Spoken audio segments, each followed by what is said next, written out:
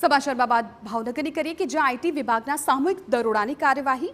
સતત બીજા દિવસે સર્ચ ઓપરેશન યથાવત ભાજપ શહેર પૂર્વ પ્રમુખ ગિરીશ શાહને ત્યાં દરોડા સુમેરુ બિલ્ડકોન પેઢીના માલિક છે ગિરીશ શાહની તબિયત લથડતા હોસ્પિટલ ખસેડાયા ભાજપ અગ્રણી બિલ્ડરો જ્વેલર્સને ત્યાં દરોડા ફાઇનાન્સરો અને સોપારીના વેપારીને ત્યાં દરોડા ગઈકાલ સવારથી 36 ટીમો તપાસ કરી રહી છે 11 પેઢીઓ પર 32 સ્થળોએ તપાસ 500થી વધુ કર્મચારીઓ દરોડાની કામગીરીમાં સામેલ ફાઇનાન્સર પાસેથી મળી કેટલીક વિવાદિત ચિઠ્ઠીઓ વિદેશમાંથી ફંડ કોની પાસે ક્યાંથી આવ્યું તે દિશામાં તપાસ શરૂ ભાવનગરના બિલ્ડરો સાથે આઈએએસ આઈપીએસના રોકાણની શંકા સંવાદદાતા અજીત ગઢવી આ મામલે વધુ જાણકારી આપી રહ્યા છે અજીત આઈટી વિભાગે સામૂહિક દરોડા પાડ્યા છે શું જાણકારી અત્યારે મળી રહી છે ત્યાંથી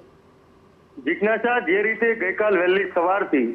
દરોડા પાડવાની જે પ્રક્રિયા હાથ ધરવામાં આવી છે તે ખૂબ જ શંકાશીલ છે અને ખાસ કરીને જે રીતે એમને જે આઈટી વિભાગના ઉચ્ચ અધિકારીઓ એવું પણ જાણવા મળ્યું છે કે રાજ્યના અને બહારના 21 જેટલા કમિશનરો આ સમગ્ર મામલે જોડાયા છે તપાસમાં અને જે રીતે રેડ કરવામાં આવી છે 500 જેટલા કર્મચારીઓને જોડવામાં આવ્યા છે એક સાથે 32 સ્થળો ઉપર અને 36 જેટલી ટીમો મૂકવામાં આવી છે અને ભાવનગરના જે નામાંકિત બિલ્ડરો કહી શકાય ફાઇનાન્સરો કહી શકાય સોપારી અને તમાકુના વેપારી કહી શકાય જે ભાવનગરના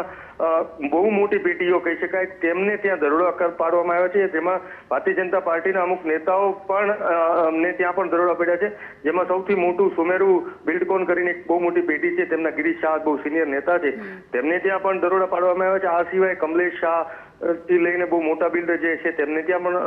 અત્યારે દરોડા તપાસ શરૂ છે ભાવનગરના બહુ મોટા સોની દ્વારકાદાસ કરીને વેપારી છે સોનીના બહુ મોટા જ્વેલર્સના શોરૂમો છે તેમને ત્યાં પણ દરોડા છે પરંતુ સમગ્ર ઘટનાની અંદર જે રીતે સામાન્ય રીતે ઇન્કમટેક્સની વિભાગની તપાસ થતી હોય છે પણ આ ડિઝાઇન જે રીતે કરવામાં આવી છે તેમાં એવું જે સૂત્રો પાસેથી મળતી માહિતી અનુસાર ઇન્કમટેક્સ વિભાગે પહેલેથી જ આ સમગ્ર તપાસની અંદર ઝીણવટભરી તપાસ કરી ચૂકેલા છે ત્યારબાદ રેડ કરવામાં આવી છે અને સમગ્ર મામલામાં વિદેશ રોકાણ અને ભાવનગરની અંદર ખાસ કરીને જિજ્ઞાસા જો વાત કરવામાં આવે તો ભાવનગરની અંદર જીએસટીનું સમગ્ર ગુજરાત નહીં પણ ભારતમાં બહુ મોટું હબ ગણવામાં આવે છે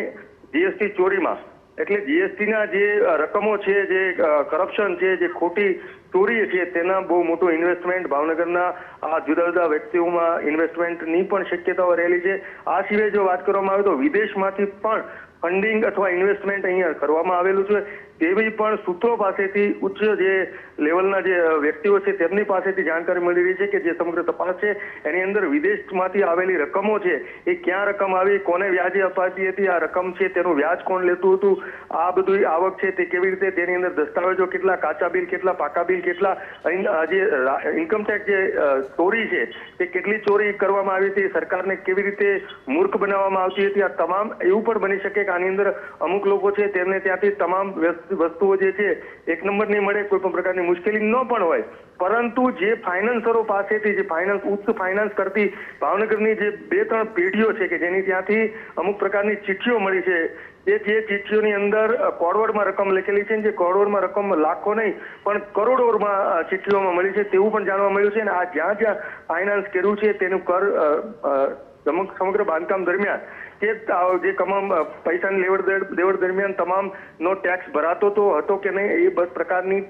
ઘણી બધી તપાસો થશે કારણ કે 2 દિવસ આજે 1.5 દિવસ ઉપર સમય વીતી ગયો છે આમ છતાં ઇન્કમટેક્સના અધિકારીઓ સર્ચ શરૂ છે ત્યારે આની અંદર મોટી તપાસ થાય ઘણા બધા ખુલાસા નીકળે ઘણી બધી રકમ નીકળે અને એવું પણ જાણવા મળ્યું છે કે ભારતીય જનતા પાર્ટીના અન્ય કદાવર નેતાના સુધી પણ છેડો જઈ રહ્યો છે તેની પણ પૂછપરછ થવાની પૂરી શક્યતાઓ રહેલી છે આ સિવાય એટલે આ સમગ્ર ઇન્કમટેક્સનો જે અત્યારે ભાવનગરની અંદર રેડ છે તે આયકર વિભાગની સંપૂર્ણ તૈયારી સંપૂર્ણ બાતમી સંપૂર્ણ આધાર સાથે થઈ છે અને આમાં બહુ મોટી રકમ બહુ મોટી કરચોરી અથવા તો વિદેશની જે રોકાણો છે જીએસટી ચોરો છે આની અંદર ઇન્વોલ્વમેન્ટ હોવાની શક્યતા